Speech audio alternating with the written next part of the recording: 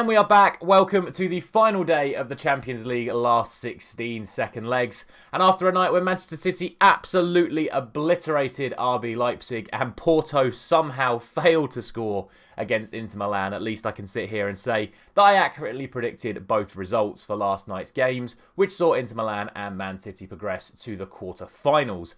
As for today, we have got two more matches for you, the final two matches of the Champions League. So before we get into it, once again a reminder for you to drop a like on the video and subscribe to the channel. Let's get into those final two Champions League games. And we start with Napoli up against Eintracht Frankfurt. A game, to be honest, both games tonight are all but over, bar near miracles from the respective away teams. I just don't think Frankfurt have what it takes to come back against a Napoli side that are absolutely running away with it in Serie A right now. As I said to you a few weeks ago, Napoli, the team that I would love to see win the Champions League this year. Just the way they've played, everything that's going on with them right now, would be amazing for them if they were able to do really well in the Champions League. I'm backing them to get quite a strong win tonight. I'm going to go for 3-0. I just think they've got too much for Eintracht Frankfurt in the end, and they're already 2-0 up after the first leg. I just think this is a game that will continue to go with form, and if Frankfurt overcommit, the ability that Napoli have on the break with Lozano, Kvaratskhelia and Osimhen, I just don't see it being anything other than a comfortable Napoli win. As for the other game, now, look, we've seen it so often in the Champions League, and anything can happen at any given time, but I think for Liverpool to come back from 3 goals down away from home, we obviously saw it a few years ago with the 4-0 against Barcelona, but that was at Anfield. I just don't think at the Bernabeu it's something that is realistically going to happen. Don't get me wrong, they are more than capable. When this Liverpool team plays to their maximum potential, they are capable of beating anyone in any location. But I just think this is Real Madrid's competition. It's what they do best. It's the Champions League. And I just think Real Madrid are too strong in the end. And with how inconsistent Liverpool's form is, you just don't really know what team's going to turn up on the night. So I'm going to go for what I believe is the most likely scenario, which is a Real Madrid win. And I'm going to go for 3-1 to Real Madrid. Now, I would say that that would be the end of today's video. However, I cover multiple competitions on this channel, as you well know if you are subscribed. So what we're going to do now is we're going to talk about yet another one of those competitions. Not another one? So, welcome to part 2 of the video, which is the remainder of my Game Week 27 predictions in the Premier League. And we have 2 Premier League matches tonight. I think some people have completely forgotten about this because of all the stuff around the Champions League and whatnot, but we do have 2 Premier League fixtures tonight. A massive game between Brighton and Crystal Palace, 2 teams that see themselves as big rivals, but 2 teams in very contrasting forms right now. Brighton are obviously playing some fantastic stuff. Very bizarre how they were unable to beat Leeds at the weekend. They could have won that game 7 or 8-2. It ended up as 2-2.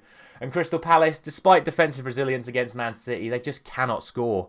And I believe it's 3 games in a row now without a shot on target. So really don't see Crystal Palace causing Brighton too many problems tonight. I'm going to go for 3-0 to Brighton. I think they're just too good for Crystal Palace right now. And that is what I think is going to happen there. The other game is a lot more difficult to call. Southampton and Brentford. Southampton obviously pleased with their performance at Old Trafford, despite the fact it did finish 0-0 against 10 men. And Brentford are playing well at the moment. They're still picking up results, but I don't think they're playing as well as they have at previous points in the season. And Ivan Toney's form has slightly hit a bit of inconsistency as well at the moment. And if he's not performing to the best of his abilities, then obviously Brentford do suffer. A 1-0 defeat for them at the weekend against Everton. So 2 sides going into this game off the back of drawing blanks.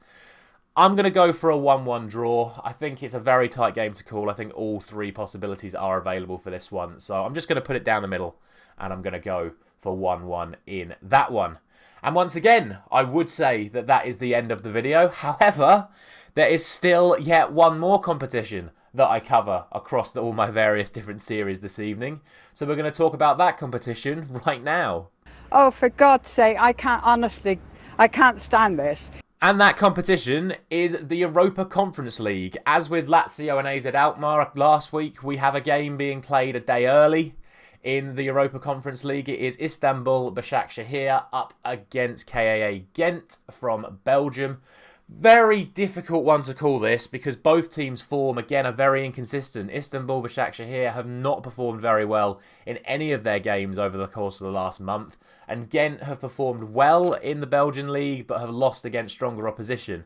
This game currently sits at 1-1 after the first leg, with Ghent being the home team in that one, so I have to slightly favour Istanbul in this one. I'm going to go for 2-1 to Başakşehir, but I really think, again, all possibilities available in this one, and I think this game has a very high chance of potentially going to extra time and penalties, but I'm backing Başakşehir to get the job done at normal time in 90 minutes with that 2-1 scoreline. And finally, that is the end of today's video. So thank you very much for watching if you've made it this far. And again, a reminder to drop a like on the video. Comment down below your thoughts on everything that happened last night and on all of the games that are being played today. Do you agree with my predictions? What are your predictions for today's games? Thank you very much for watching once again. I'll be back tomorrow morning with my full predictions for the remaining Europa League and Europa Conference games.